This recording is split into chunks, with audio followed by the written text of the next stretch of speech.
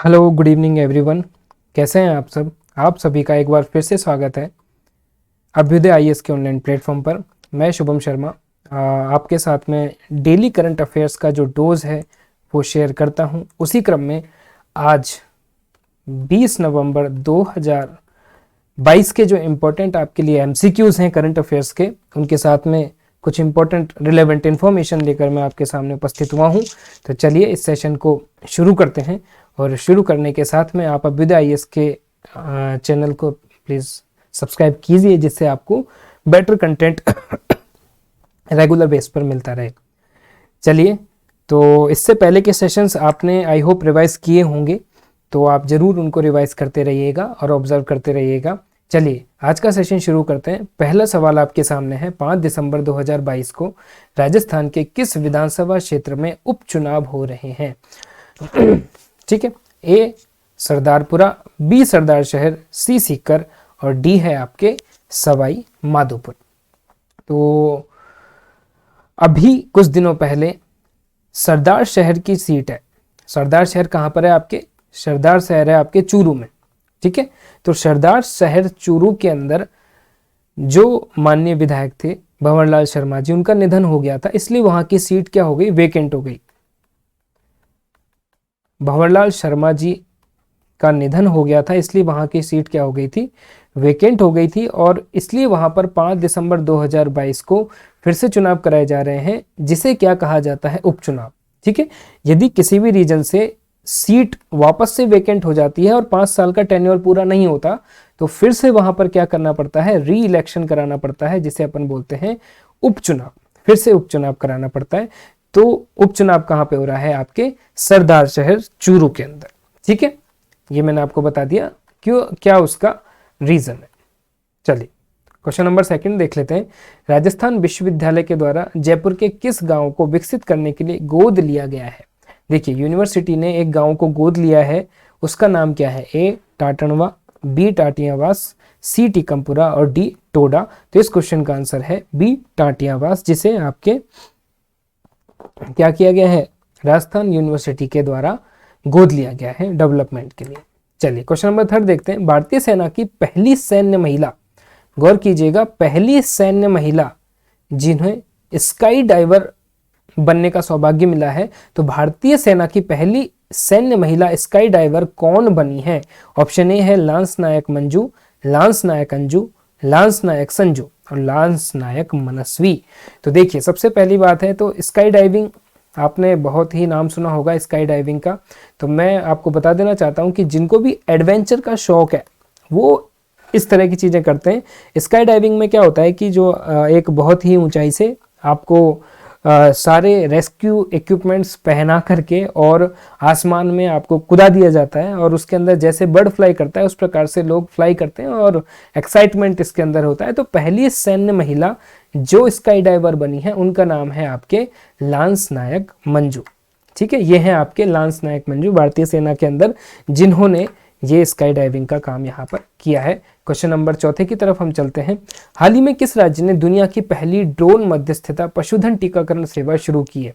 Option A Kerala, option B Rajasthan, option C Himachal Pradesh and option D is Arunachal Pradesh. देखो, किस राज्य ने दुनिया की, देखिए दुनिया की सबसे पहली ड्रोन मध्यस्थता, मतलब ड्रोन का उपयोग करके और आपके जो पशु हैं उनका टीकाकरण की ये सेवा शुरू की गई है। तो एक टेक्नोलॉजिकल बहुत बड़ा एडवांसमेंट है जो यहाँ पर शुरू किया गया है, और ये बेसिकली आपके कहाँ पर शुरू की गई है? तो इस क्वेश्चन का आंसर है आपका डी, अरुणाचल प्रदेश से ये सेवा शुरू हुई है। चलिए 5वें सवाल की तरफ मूव करेंगे। अरविंद बिरमानी जो हाल ही चर्चा में रहे हैं, क्यों चर्चा में रहे हैं? देखो, ये कुछ पर्सनैलिटीज वाला जो पार्ट है ये हमारे सिलेबस के अंदर है, तो जो पर्सनैलिटीज आपके चर्चा में रहती हैं तो उनको आपको ध्यान रखना चाहिए।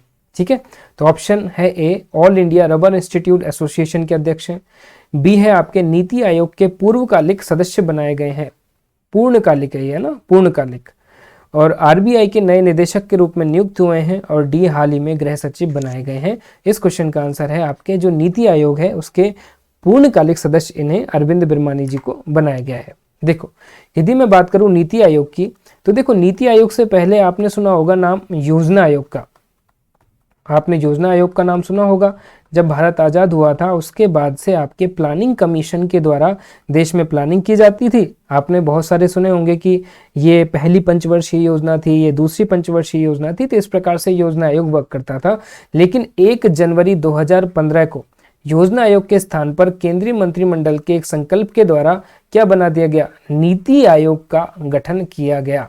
ठीक है, नीति आयोग का गठन आपके बेसिकली किया गया और इसमें सहकारी संघवाद की भावना, जिसे अपन बोलते हैं फेडरलिज्म, इंग्लिश में बोला जाता है फेडरलिज्म, तो फेडरलिज्म की जो भावना है उसको ध्यान में रखने की यहाँ पर बात की गई है और उस भावना को केंद्र में रखते हुए यहाँ पर मैक्सिमम गवर्नेंस देने की बात की गई है और न्यूनतम देखो ये इंपॉर्टेंट है, अधिकतम शासन और न्यूनतम सरकार। ठीक है, मतलब मिनिमम गवर्नमेंट और मैक्सिमम गवर्नेंस इसे बोला जाता है। मिनिमम गवर्नमेंट और मैक्सिमम क्या है, गवर्नेंस आपको प्रोवाइड करने की बात यहाँ पर की जाती है। ठीक है, तो नीति आयोग के बारे में आपको ये इंफॉर्मेशन होनी ही चाहिए। ठीक है, देखो अब यदि आप बात करते हैं नीति आयोग के कंपोजिशन की, भाई नीति आयोग के कंपोजिशन की बात करें उससे पहले मैं आपको नीति आयोग, क्या ये हिंदी का शब्द है क्या भाई साहब? नहीं, इसकी फुल फॉर्म आप जान लोगे तो अपने आप आपको समझ में आ जाएगा क्या है। This is the national institution for transforming India, ये इसकी फुल फॉर्म है, आप ध्यान रखिएगा। नीति आयोग की फुल फॉर्म ये है, इसका उद्देश्य ये है, ये इस तरह का संगठन बनाना जिससे पूरे भारत को एक अच्छे तरीके से समग्र रूप से ट्रांसफॉर्म किया जा सके। इसके लिए आपके नीति आयोग की स्थापना प्लानिंग कमीशन की जगह पर की गई थी। अच्छा ठीक है, इसके आप कंपोजिशन को थोड़ा ध्यान से देखिए। देखो नीति आयोग की प्रशासनिक संरचना में नीति आयोग का अध्यक्ष कौन होता है? नीति आयोग का अध्यक्ष होते हैं आपके प्रधानमंत्री, जो माननीय नरेंद्र मोदी जी हैं। उपाध्यक्ष कौन है? प्रधानमंत्री के द्वारा नियुक्त होता है उपाध्यक्ष। अच्छा, इसकी संचालन परिषद होती है, उसमें कौन कौन होते हैं? सभी राज्यों के मुख्यमंत्री और केंद्र शासित प्रदेशों के उपराज्यपाल।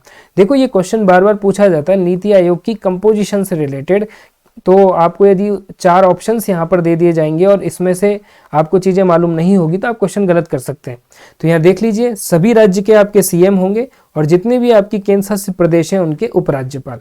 यदि क्षेत्रीय स्तर की बात करें तो विशिष्ट क्षेत्रीय मुद्दों को संबोधित करने के लिए प्रधानमंत्री या उसके द्वारा नामित कोई व्यक्ति, प्रधानमंत्री या उसके द्वारा नामित मुख्यमंत्री और उपराज्यपालों की बैठकों की अध्यक्षता करता है। तो आप क्षेत्रीय परिषद भी ध्यान रखेंगे।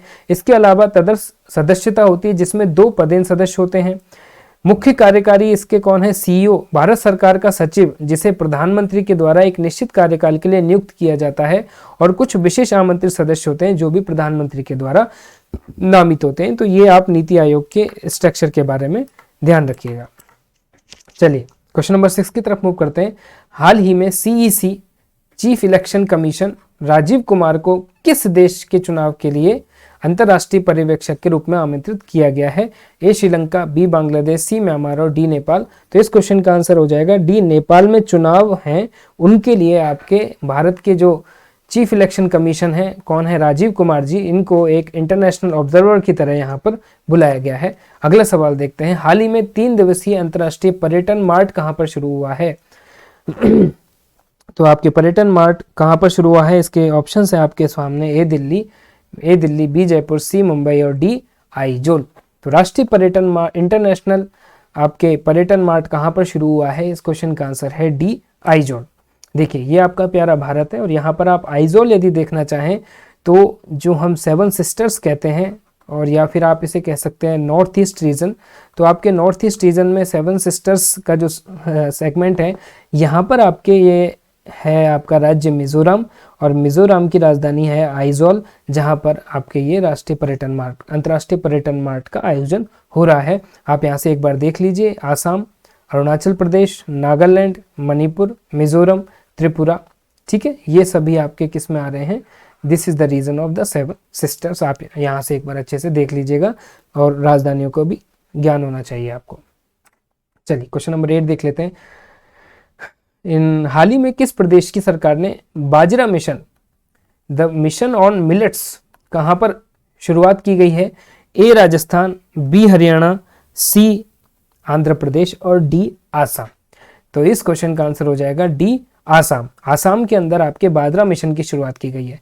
देखिए कोई भी गवर्नमेंट कोई भी मिशन चलाएगी तो वहां की जो लोकल सिचुएशन है, लोकल जो परिस्थिति है, उसको ध्यान में रखकर चलाएगी। तो यदि वहां पर मिलेट्स की आवश्यकता महसूस हो रही होगी तो वो मिलेट्स के लिए मिशन चलाएंगे। ठीक है, तो ऑप्शन है आपका डी आसाम। देखो ये क्वेश्चन कई बार पूछ लिया जाता है एग्जाम्स के अंदर। कैम्ब्रिज डिक्शनरी ने किसको वर्ड ऑफ द ईयर 2022 चुना है? देखो अलग अलग डिक्शनरीज हैं, चाहे कुछ डिक्शनरीज होती हैं ऑक्सफोर्ड की, कुछ कैम्ब्रिज हैं, कुछ कैम्ब्रिज की हो गई, तो ये अलग अलग है, इसमें कंफ्यूज होने की जरूरत नहीं है। क्वेश्चन ढंग से पढ़ना कि ऑक्सफोर्ड का पूछा है या कैम्ब्रिज का पूछा है। तो कैम्ब्रिज डिक्शनरी ने किस वर्ड को वर्ड ऑफ द ईयर 2022 चुना है? A vax, B thirsty, C homer and D blood. तो इस क्वेश्चन का आंसर है सी होमर। देखिए the Cambridge dictionary has revolted this word of the year 2022 is humor, saying that it was inspired by the global word game sensation। मतलब कहीं ना कहीं gaming से रिलेटेड ये वर्ड है जो बहुत बार सर्च किया गया है। The word humor was searched for nearly 75,000, ठीक है, 75,000 टाइम्स इसको सर्च किया गया मई 2022 के अंदर। ठीक है, तो कहीं ना कहीं इसका रिलेशन गेम से भी आप देख सकते हैं। ठीक है, तो अपने को याद रखना है ह्यूमर। चलिए अंतिम सवाल की तरफ हम आगे बढ़ेंगे। अंतिम सवाल आपसे पूछा गया है, हाल ही में सीवी आनंद बोस को, किसको? सीवी आनंद बोस को कहाँ का राज्यपाल नियुक्त किया गया है? तो ए मध्य प्रदेश, बी हिमाचल, सी गुजरात और डी पश्चिम बंगाल। ठीक है, तो आप सभी जानते हैं कि राज्यपाल जो हैं इनकी नियुक्ति समय समय पर की जाती है। और आप कमेंट करके मुझे बताइए कि राज्यपाल की नियुक्ति, आप सभी ने पॉलिटी पढ़ी होगी, तो राज्यपाल की जो नियुक्ति है वो कौन से आर्टिकल से की जाती है? पॉलिटी के अंदर आपका संविधान के अंदर कौन सा आर्टिकल है जिसके द्वारा प्रत्येक राज्य के लिए राज्यपाल का विधान किया गया है? आप मुझे कमेंट करके इस क्वेश्चन का आंसर जरूर बताइएगा। यहां पर इस क्वेश्चन का आंसर है आपके डी पश्चिम बंगाल, जहां पे सीवी आनंद बोस को राज्यपाल नियुक्त किया गया है। ये आपके इस सेशन की आंसर की है। और बहुत बहुत धन्यवाद इस सेशन से जुड़ने के लिए। आप अभ्युदय IAS के चैनल को प्लीज सब्सक्राइब कर लीजिए। और आपको यदि PDF इन अमेजिंग सेशंस की आपको चाहिए तो शुभम शर्मा RPSC/RAS इस टेलीग्राम चैनल से आप PDF प्राप्त कर सकते हैं। और आप हमारे चैनल से जुड़िए, आपको बहुत ही एग्जाम ओरिएंटेड इन्फॉर्मेशन यहाँ से रेगुलर मिलती रहेगी। तो दोस्तों बहुत बहुत धन्यवाद आपके इस सेशन से जुड़ने के लिए। और यदि आपका कोई भी इन सेशन के रिगार्डिंग किसी भी तरह का आपका कोई कमेंट हो, कोई चीज़ और आप इसमें ऐड ऑन करवाना चाहते हैं कि सर हमको ये चीज़ और ऐड ऑन कर दीजिए, तो और मज़ा आ जाएगा हमारे लिए और बेटर होगा, तो आप मुझे ऑफलाइन कमेंट करके ज़रूर बताइएगा और मुझे रिव्यू कीजिएगा कि जिससे मैं और बेटर काम आपके लिए कर सकूं। तो चलिए सेशन से जुड़ने के लिए बहुत बहुत धन्यवाद। और सबसे इम्पोर्टेंट है आप रिवीजन प्लीज़ करते रहिएगा और बहुत अच्छे से आपको क्या करना है, डेली इनको रिवाइज करते रहना है। तो आपके लिए बहुत आसानी हो जाएगी जब आप एग्जाम्स फाइट करेंगे। तो बहुत बहुत धन्यवाद, सेशन से जुड़ने के लिए बहुत बहुत धन्यवाद। और आप इसी तरह अपना ख्याल रखिए। Thank you so much.